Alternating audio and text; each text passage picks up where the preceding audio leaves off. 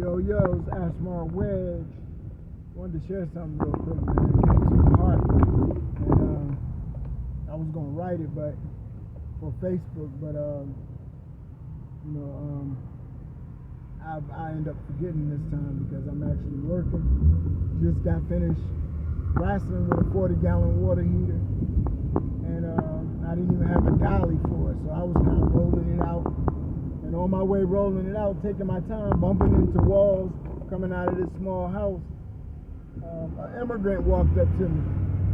And the immigrant was like, yo,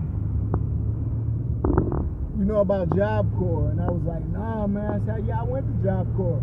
I was like, I benefited from Job Corps. I said, that's why I'm doing what I'm doing right now. And he knew me as somebody who was always going to a job, or he'll see me jump in my van and go to a job. So, you know, his mother actually confronted me one time and was saying, you know, can I help her son out and give him a job, or maybe even just be a big brother to him. So every time I see him, I make sure we talk. But anyway, I end up doing a job for his mother, getting this water heater out for her landlord. And I was thinking, this made me go in real deep contemplation, man. And I just wanted to share this real quick. I'm going to try to do it fast. But anyway, he had asked me about Job Corps. And me being excited because I know the benefit of Job Corps. It's the reason I'm able to do the plumbing I'm doing for you right now. So I was telling him, you know, yeah, I learned plumbing in Job Corps. Job Corps was definitely a benefit. And it was hard to stay in there. You know, I eventually got kicked out. But it was after I got my GED and my driving license. And the plumbing I just learned after I got out. But I had learned a lot while I was in there about the tools, and it was a great introduction to plumbing for me for the few years. I was there like 15 months. But anyway, I usually encourage people to go to Job Corps if it ain't nothing else for you on the streets. Well, this kid, he was like, he went to Job Corps down south. I was telling him I went in the Poconos of Red Rock Job Corps, the highest point in Pennsylvania. So he was like, I said, well, how was your experience at Job Corps, man? I said, it's hard to stay in there, right? They kick you out for anything. You're always in contempt. And he was like, yeah, that's true. He was like, I ended up leaving on my own. I said, what happened? It was too boring for you or what? And he was like, he just couldn't stay there. He didn't like it. He kept calling his family back saying he wanted to get out of there. So I'm thinking to myself, this guy didn't get it. You know, he one of them people that didn't get it. So he told me that, you know, if he could, he would do it again.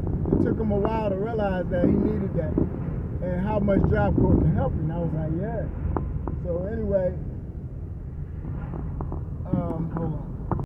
So anyway, as usual, you know, me being in a multicultural community most of my time, I'm like up on my high horses. Like, you know, I'm talking about something that I'm making money. You know what I mean? I'm doing it right now. I'm working for you. I'm making money off of you right now for something I learned in Job Corps. And then he asked me, how did I stay in there? And that's when it hit me. I said, man, I ain't have nothing. I came from nothing, you know. My father was on crack. You know, I've been in 5 different states with 5 different aunts. You know, live with family members, and I've been through a lot at a young age growing up. But thank God, you know, you wouldn't notice it. So I broke it down to him. He stopped and listened to me. He was like, he had me all the way up here, like, you know, I'm Ashmar, the neighborhood plumber. You know, I'm making the money and I'm doing this and that, but nobody don't know where nobody come from, until you sit down and talk to somebody. And but anyway, the moral of the story was, here it is, these young boys, I know are immigrants anyway, they come from other countries and they come in and they come despicable situations themselves. They come in and they get opportunity in America, but it made me think of me being right from America and how many other young African Americans just like me, or white Americans, how many other Americans just like me that came from a broken home, came from a dysfunctional situation, and live their life, and also I was thinking about people that make it and get rich or successful, so-called successful, and be rappers, actors, movies, whatever, and how many of them backstory is just like mine. But I don't feel bad for myself. I don't feel sad. I don't feel like I've been through nothing extra. I do what I want. But another moral of this story I want to bring out is that's why I'm so strong on my religion. Because, it seems like, me coming from the bottom in society as it sees it, when I accept this religion and I really believe in it, whatever I believe in, this religion or whatever I believe in, when it makes sense to me in my soul, and I push forward with it,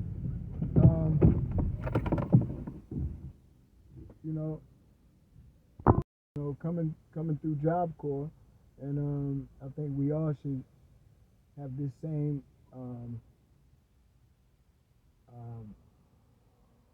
way of thinking when we live in this life, and as far as dealing with depression or anything like that, be thinking optimistically when you living your life and fulfilling your dreams, because this life was given to us, not something we chose. So it's good that I was able to recognize my growth and success, and because I haven't talked about my negative side of my life in a long time. And I was actually talking to this immigrant dude like, yo, and it took him back. He even had to stop talking and just listen, because I was like, yo, my parents, to this day, I'm one father who just passed away, had problems with me. My mother, who's alive, don't even talk to me.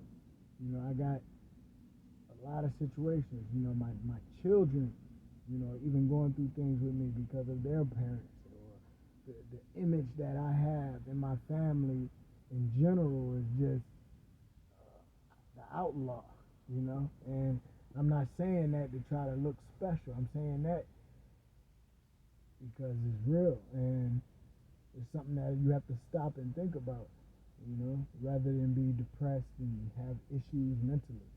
It's something that I'll stop and think about. And when this young man talked to me about his experience in Job Corps, it made me stop and think about it. And now I realize what happened,